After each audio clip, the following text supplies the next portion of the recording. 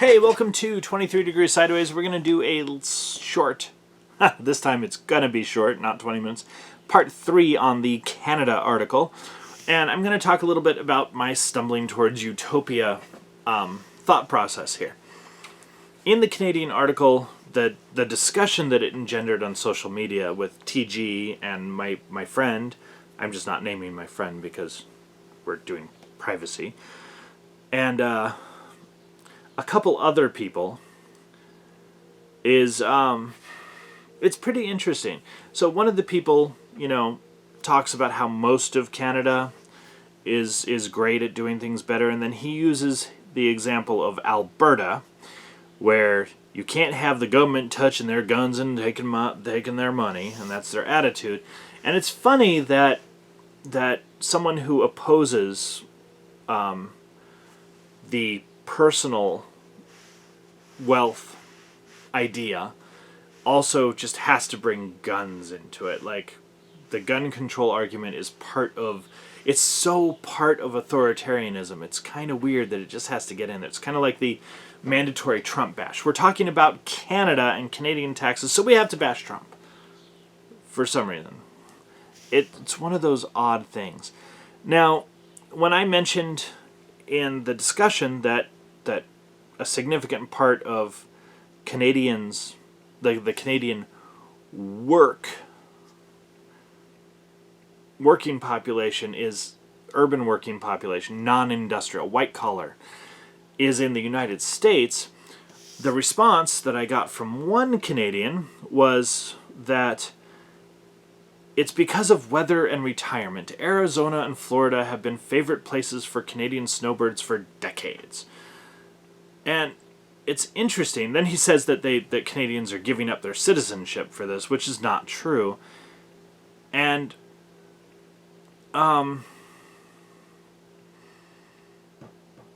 it's completely wrong. He completely misses the part there that it's about the white-collar working Canadian citizens in the United States, not some mythical, if you leave Canada, you give up your citizenship thing.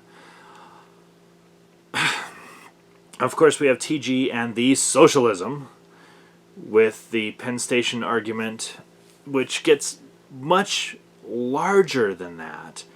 And he accuses me of having something against Penn Station because I say that I did not say that the federal government should not fund any interstate infrastructure, which is what he accused me of. And that's because I was talking about Penn Station being a commuter hub, not a centerpiece of transportation hubs for the country, which is his provincial argument because he's from Massachusetts. So, and I'm sorry, I have some people I really like who are from Massachusetts, but you guys have Boston and you are so provincial, you make people from Delaware and Connecticut look cosmopolitan. It's funny. So he then turns it around. Since I denied being against federal infrastructure, then I must have something against Penn Station itself. And I do. It's not what I'm talking about in this thread, but let's go ahead and run with it, okay? I have something against Penn Station. It is too large. The size, the density, the fact that it's the largest commuter hub in the Western Hemisphere, these are all bugs, not features. These are negatives, not positives. You do not want that level of centralization anywhere in your society. Not just for national security reasons, which is a large part of what I deal with when I talk about dispersal, and government protections for small industries, small business. But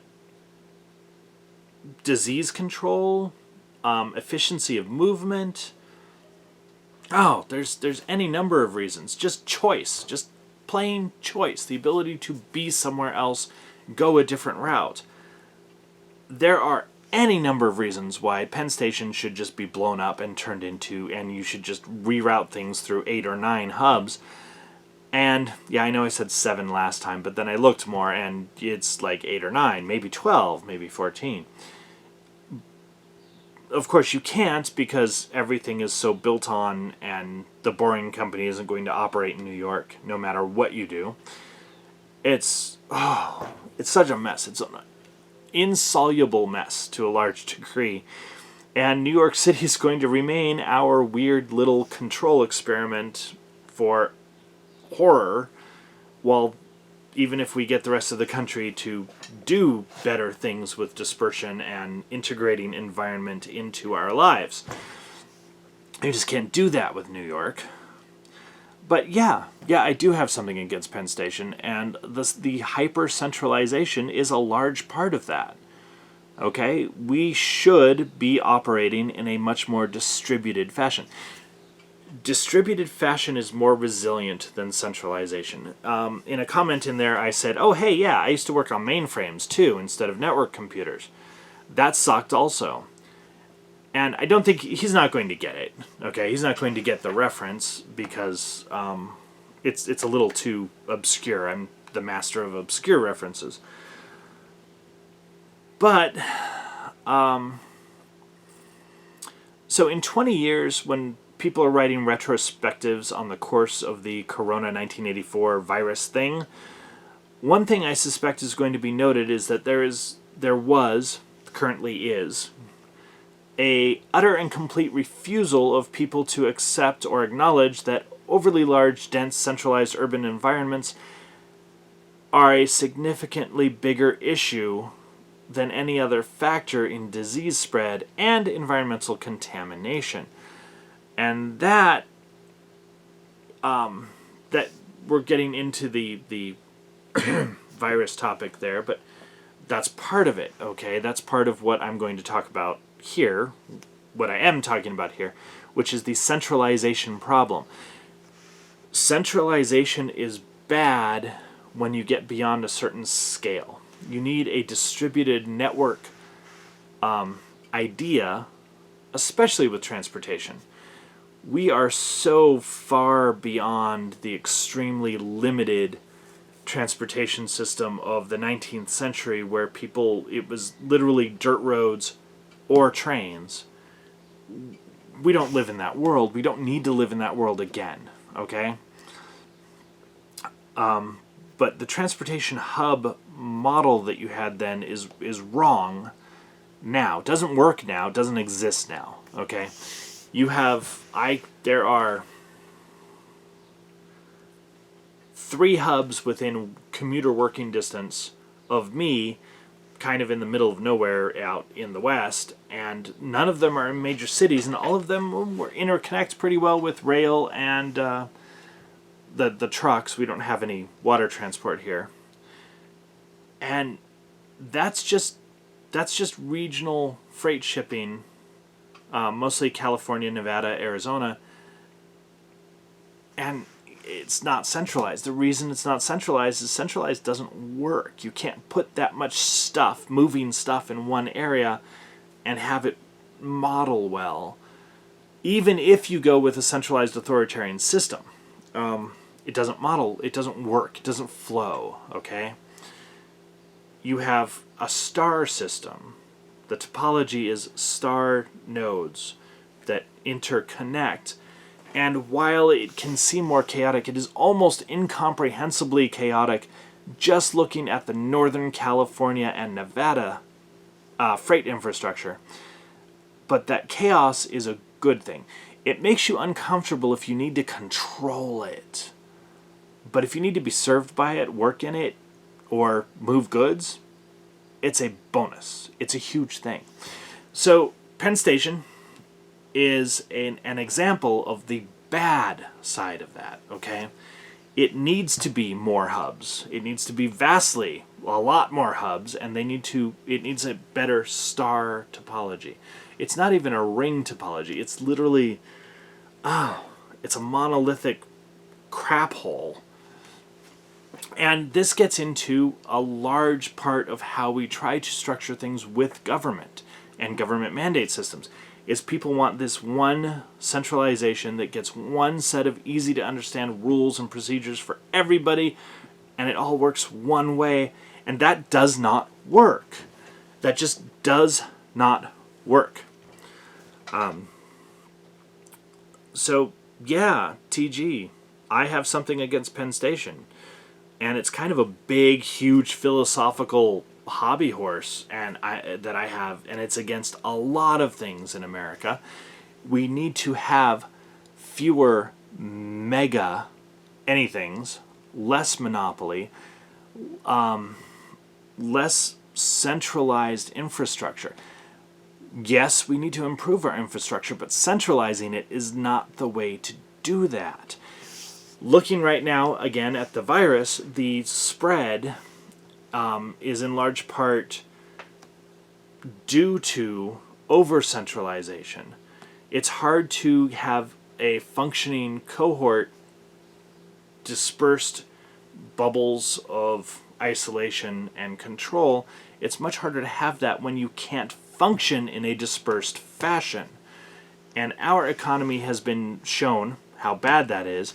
Our medical economy is in the toilet because of that. We don't have 17, 19, 23 mask manufacturers in different states or counties. We import all of our masks from one factory in China. And it's not quite that bad, but yeah, that's a bad thing, okay? We have a lot of that.